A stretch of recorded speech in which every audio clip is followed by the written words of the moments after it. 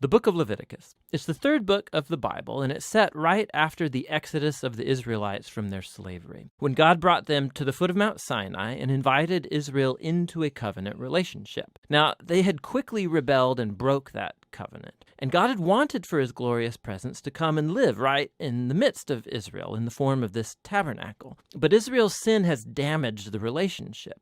So, at the end of the previous book, Exodus, Moses, as Israel's representative, could not even enter God's presence in the tent. The book of Leviticus opens by reminding us of this fundamental problem. It says, "The Lord called to Moses from the tent." So the question is, how can Israel, in their sin and selfishness, be reconciled to this holy God?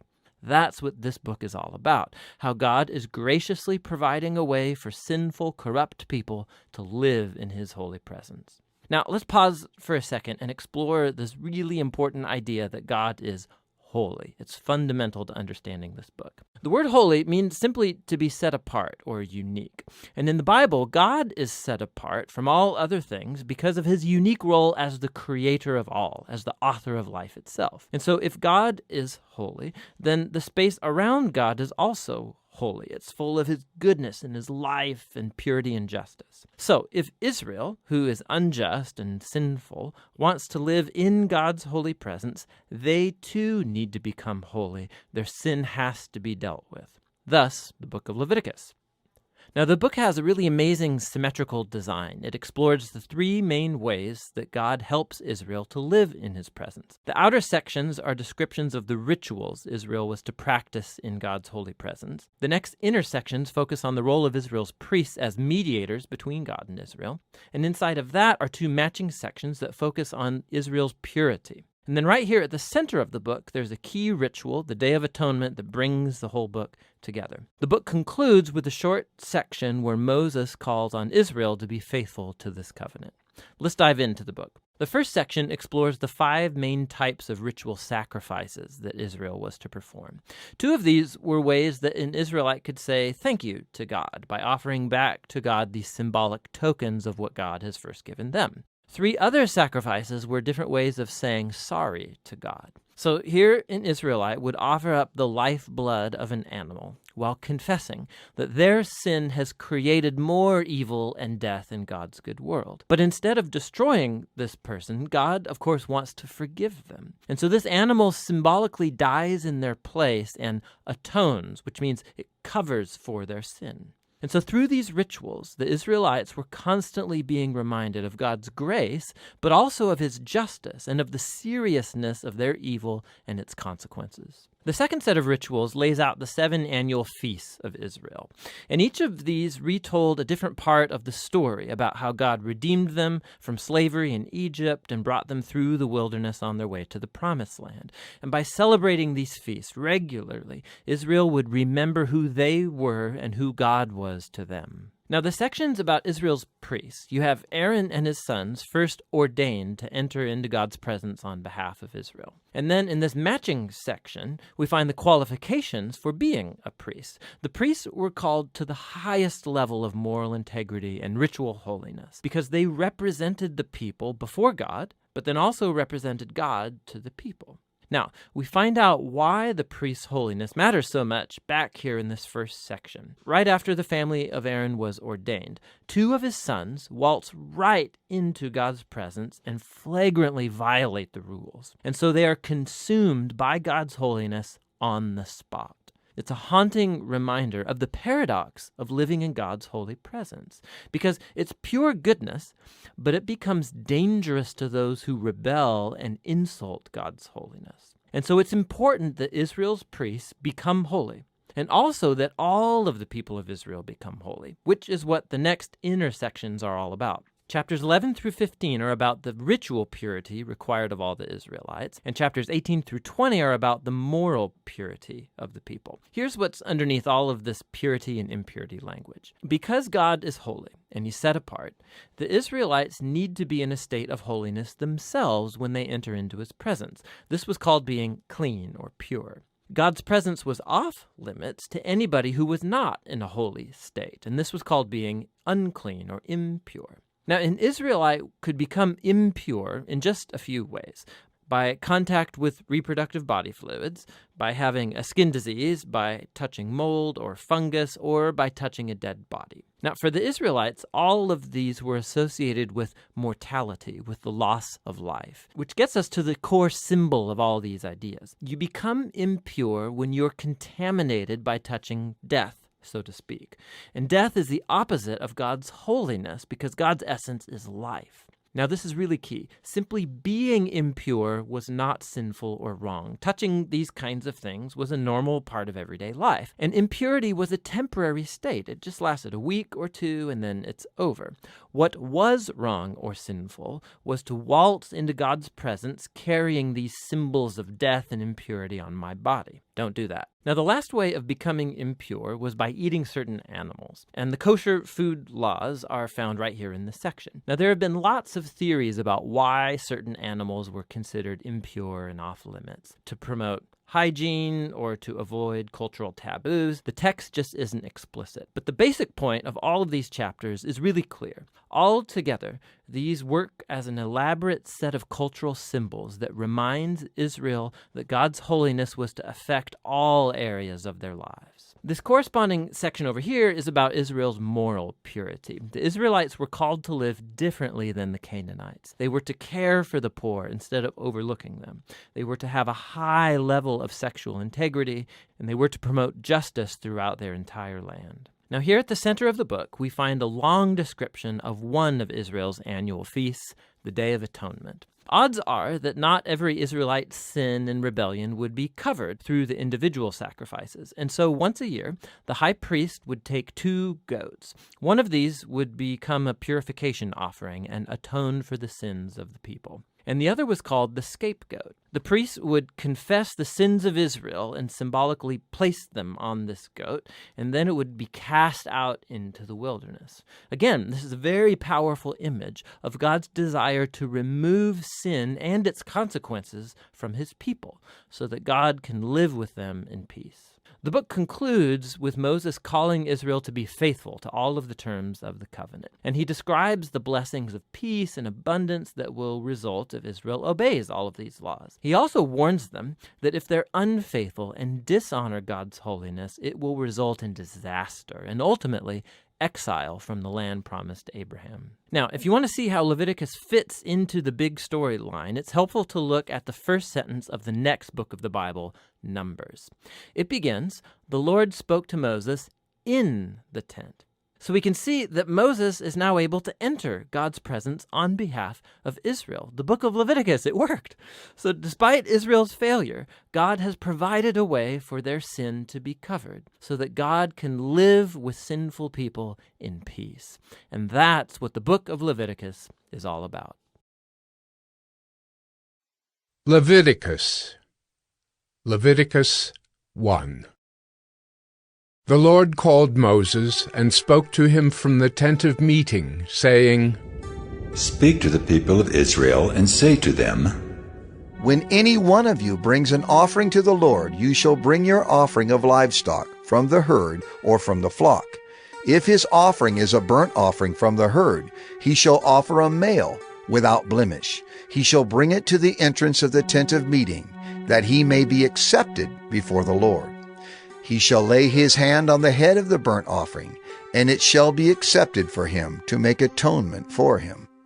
Then he shall kill the bull before the Lord, and Aaron's sons, the priests, shall bring the blood and throw the blood against the sides of the altar that is at the entrance of the tent of meeting. Then he shall flay the burnt offering and cut it into pieces.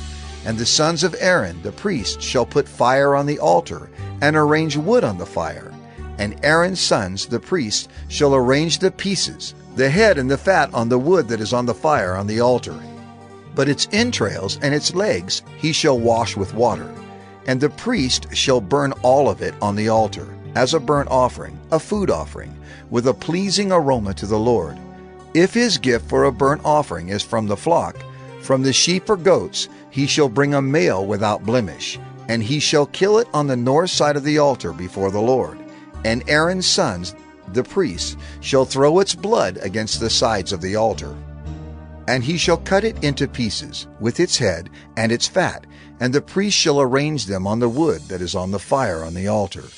But the entrails and the legs he shall wash with water, and the priest shall offer all of it and burn it on the altar. It is a burnt offering, a food offering with a pleasing aroma to the Lord. If his offering to the Lord is a burnt offering of birds, then he shall bring his offering of turtle doves or pigeons, and the priest shall bring it to the altar and wring off its head and burn it on the altar. Its blood shall be drained out on the side of the altar. He shall remove its crop with its contents and cast it beside the altar on the east side, in the place for ashes. He shall tear it open by its wings, but shall not sever it completely. And the priest shall burn it on the altar, on the wood that is on the fire. It is a burnt offering, a food offering, with a pleasing aroma to the Lord. Leviticus 2. When anyone brings a grain offering as an offering to the Lord, his offering shall be of fine flour. He shall pour oil on it, and put frankincense on it, and bring it to Aaron's sons, the priests. And he shall take from it a handful of the fine flour and oil, with all of its frankincense, and the priest shall burn this as its memorial portion on the altar, a food offering, with a pleasing aroma to the Lord. But the rest of the grain offering shall be for Aaron and his sons. It is a most holy part of the Lord's food offerings. When you bring a grain offering baked in the oven as an offering, it shall be unleavened loaves of fine flour mixed with oil, or unleavened wafers smeared with oil. And if your offering is a grain offering baked on a griddle, it shall be of fine flour, unleavened, mixed with oil. You shall break it in pieces and pour oil on it. It is a grain offering. And if your offering is a grain offering cooked in a pan, it shall be made of fine flour with oil. And you shall bring the grain offering that is made of these things to the Lord. And when it is presented to the priest, he shall bring it to the altar.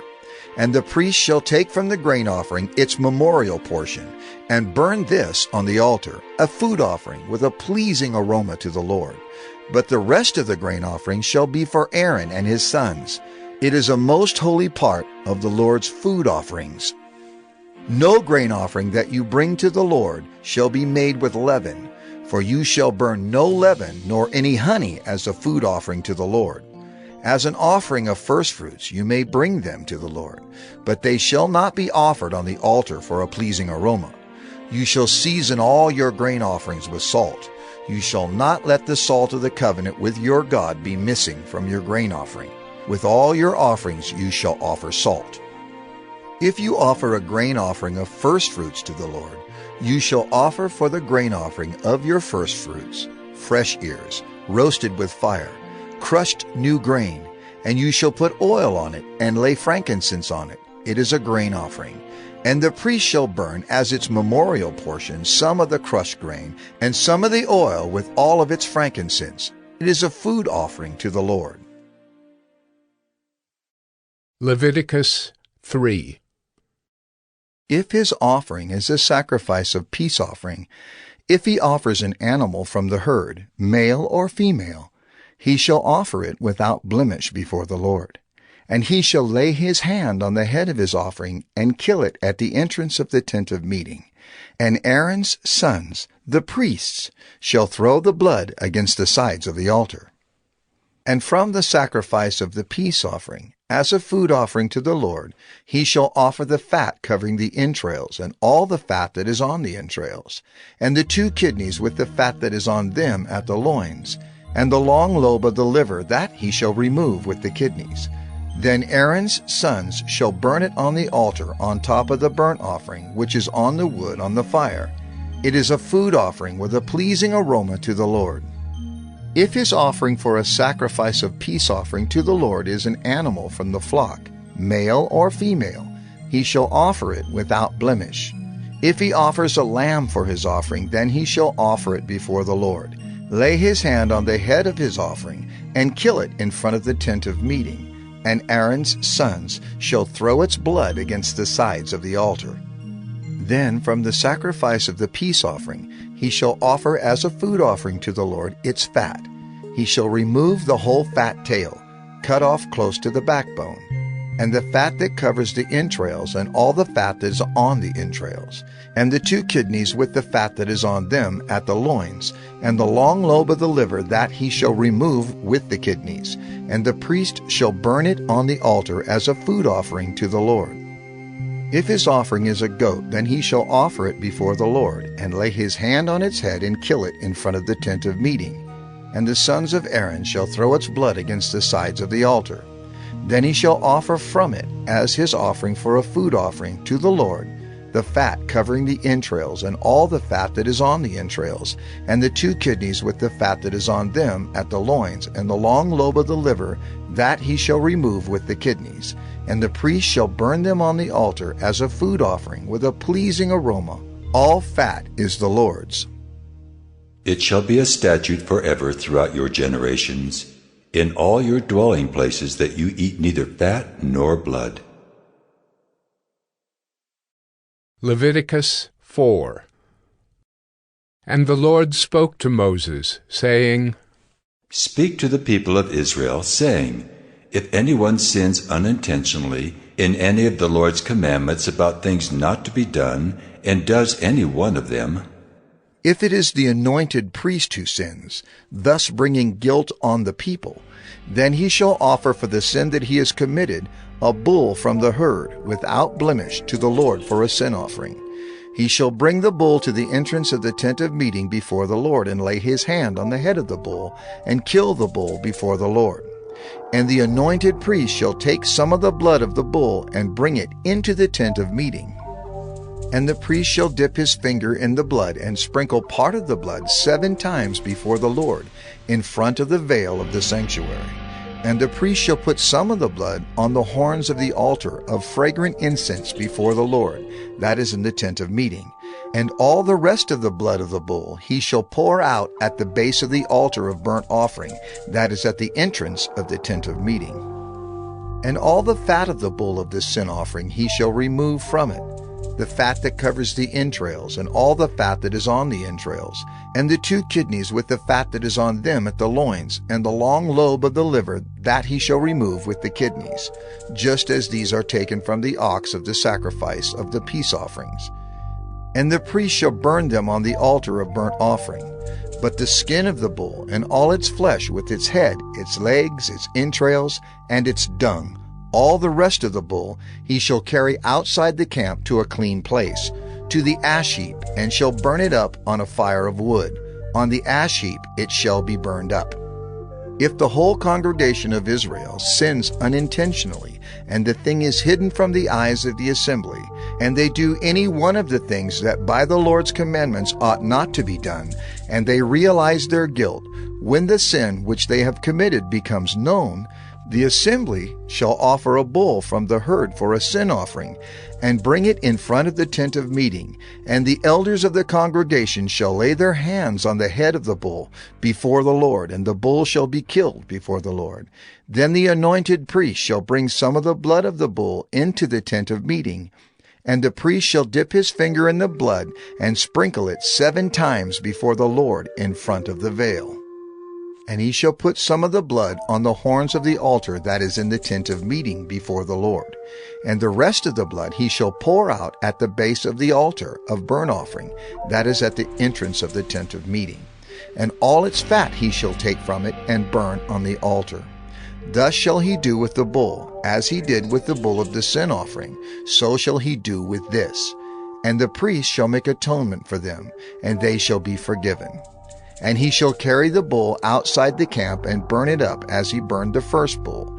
It is the sin offering for the assembly. When a leader sins, doing unintentionally any one of all the things that by the commandments of the Lord his God ought not to be done, and realizes his guilt, or the sin which he has committed is made known to him, he shall bring as his offering a goat, a male without blemish, and shall lay his hand on the head of the goat and kill it in the place where they kill the burnt offering before the Lord. It is a sin offering. Then the priest shall take some of the blood of the sin offering with his finger, and put it on the horns of the altar of burnt offering, and pour out the rest of its blood at the base of the altar of burnt offering. And all its fat he shall burn on the altar, like the fat of the sacrifice of peace offerings. So the priest shall make atonement for him for his sin, and he shall be forgiven. If any one of the common people sins unintentionally in doing any one of the things that by the Lord's commandments ought not to be done, and realizes his guilt, or the sin which he has committed is made known to him, he shall bring for his offering a goat, a female, without blemish for his sin which he has committed. And he shall lay his hand on the head of the sin offering, and kill the sin offering in the place of burnt offering. And the priest shall take some of its blood with his finger, and put it on the horns of the altar of burnt offering, and pour out all the rest of its blood at the base of the altar. And all its fat he shall remove, as the fat is removed from the peace offerings. And the priest shall burn it on the altar for a pleasing aroma to the Lord. And the priest shall make atonement for him, and he shall be forgiven. If he brings a lamb as his offering for a sin offering, he shall bring a female without blemish, and lay his hand on the head of the sin offering, and kill it for a sin offering in the place where they killed the burnt offering. Then the priest shall take some of the blood of the sin offering with his finger, and put it on the horns of the altar of burnt offering, and pour out all the rest of its blood at the base of the altar. And all its fat he shall remove, as the fat of the lamb is removed from the sacrifice of peace offerings. And the priest shall burn it on the altar, on top of the Lord's food offerings. And the priest shall make atonement for him for the sin which he has committed, and he shall be forgiven.